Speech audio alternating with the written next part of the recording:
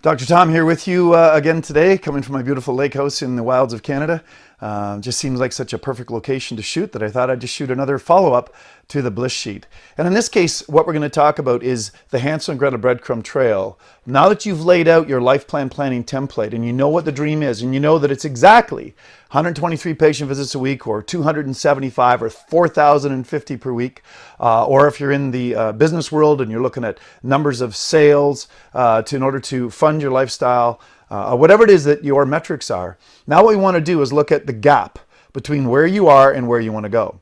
So let's use a healthcare example, like chiropractic, where you're looking at how many patient visits per week that you need to serve in order to live the life of your dreams. Let's just say that you're seeing 75 patient visits a week and you need to get to 150 in order to live phase one of your dream number one. What we want you to do is to go to the tabs that are laid out on a quarterly basis, right, on a every 3-month basis, and I want you to start laying out the growth that you're going to see project from where you are to there. So from, using my example, from 75 to 150 patient visits a week. It's been long seen in self-development and in business that changes in growth of about 10 to 15% per quarter usually don't create a lot of noise in the back of your head that says, hey dummy, why are you planning such big growth? You can't do it, you never do it. You never accomplish your dreams. And/or it just doesn't bring up a lot of emotional response. So in 10 to 15% increments, what we want you to do is to lay out where you're going to go to get to that, using my example, 150 patient visits a week. So let's use starting at 75. So in the first quarter, we're looking at growth of 10 to 15%, or somewhere between 7.5 and 10 patient visits on average over the course of the first quarter. So maybe in the first month of the next month available from where you are now, regardless of what month of the calendar year it is, maybe you're going to grow from 75 to 80. Maybe the next month you're going to grow to 82 patient visits a week. And the next month you're going to grow to 85. And then the next quarter, you're going to grow again 10 to 15%. Now take into account your big rocks, your holidays, because if you're going to be gone for a week or two in your practice and either shut it down or have a locum, it's unlikely you're going to grow during that phase. So there's nothing wrong with sort of growing and then leveling off and then growing and leveling off. That's entirely building in a realistic thing.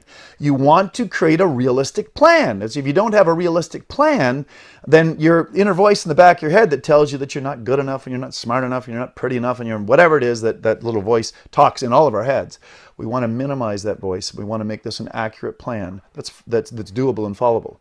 So once you've got it laid out, I want you to lay it out all the way through until the end of the tabs. And ideally, just take another page if you haven't got to your dreams, then lay it out in another year or two plan. So we can see that there's a trail all the way from where you are to where it is you're going to go.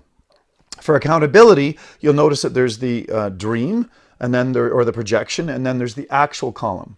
Within 10 days of the end of every month from now till you leave your business, we would like to see you record the actual stats. How many patient visits did you actually serve? What was the numbers of new clients? And what was the revenue that came from that? Of course, there's several other stats in there, but looking at this from a healthcare arena, we want you to keep those stats on a regular basis. Many reasons for that. It creates accountability. It creates a chance to celebrate when you actually hit your goals. If you're not hitting your goals, it gives you and the coaching team a chance to discuss what's going on. Is there a problem with our planning? Was there a problem with our implementation of the plan? Is it just a momentum thing and we just haven't got the momentum going yet? At least it brings up a somewhat objective discussion for us to decide what it is we need to do to help you live the life and practice of your dreams. Because, as just a general note, every human being deserves to live a life that they authentically desire, deserves to run a business that they authentically desire, and you are no different.